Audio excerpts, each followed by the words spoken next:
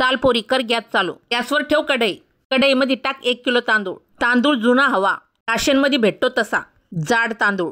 तांदूळ चांगला खरपूस भाजून घ्यायचा म्हणजे तांदूळ हलका होतो। तांदूळ पांढरा दिसायला लागला समजून जायचं तांदूळ खरपूस झाला। गॅसच्या खाली तांदूळ उतरायचा आणि एका कपड्यामध्ये टाकायचा। आता त्याच कढईमध्ये हरभऱ्याची डाळ टाकायची अर्धा किलो। 1 किलो तांदूळ अर्धा किलो हरभऱ्याची डाळ। हरभऱ्याची डाळ खरपूस व्हायला लागली त्यात 2-3 चमचे ओवा टाकायचा।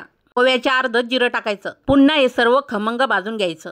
पोरी जुन्या काळामध्ये भाजणीच्या अशाच खमंग चकल्या बनवल्या जात होत्या। आता तांदूळ हरभऱ्याची डाळ चांगली थंड होऊ द्यायची। हरभऱ्याची डाळ टाकताना अशीच कपड्यावर टाकायची म्हणजे घाम लागत नाही।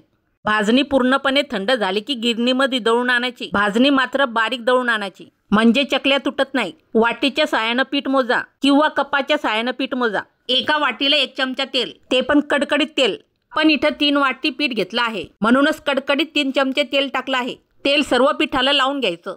जेव्हा पिठाचा गोळा बनन समजून जायचं सर्व पिठाला तेल लागलं म्हणून। चाल आता पिठामध्ये मसाले टाकू।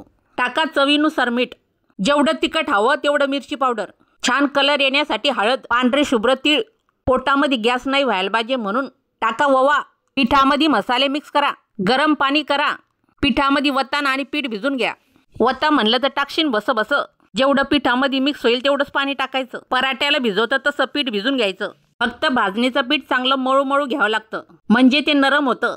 एक सारखी चकली बनते। आता 5 मिनिटं पीठ मुरवायचं। 5 मिनिटानंतर झाकण काढायचं। जेवढा उंडा घ्यायचा पुन्हा तो चोपडा करायचा। चकलीच्या साच्याला तेल लावून घ्यायचं। चोपडा करेल उंडा साच्यामध्ये भरून घ्यायचा। साच्यामध्ये पीठ भरताना एकदाच भरायचं। 2 भाग करून नाही भरायचं। 2 भाग केले की चकली तुटण्याची शक्यता असते। आता आपल्या आवडीनुसार लहान मोठ्या साईजच्या चकल्या बनवून घ्यायच्या जशा तुमच्या घरात आवडतील तशा। चकल्या करताना एका बाजूला तेल गरम करायला ठेवायचं। गरम तेलामध्ये चकल्या सोडायच्या। एकदा तेल तपलं मीडियम गॅसवरच चकल्या होऊ द्यायच्या।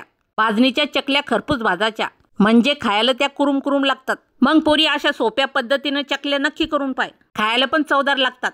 चाल आता ठोक एक लाईक। बनल्या भाजणीच्या चकल्या। या दिवाळीचं फराळ करायला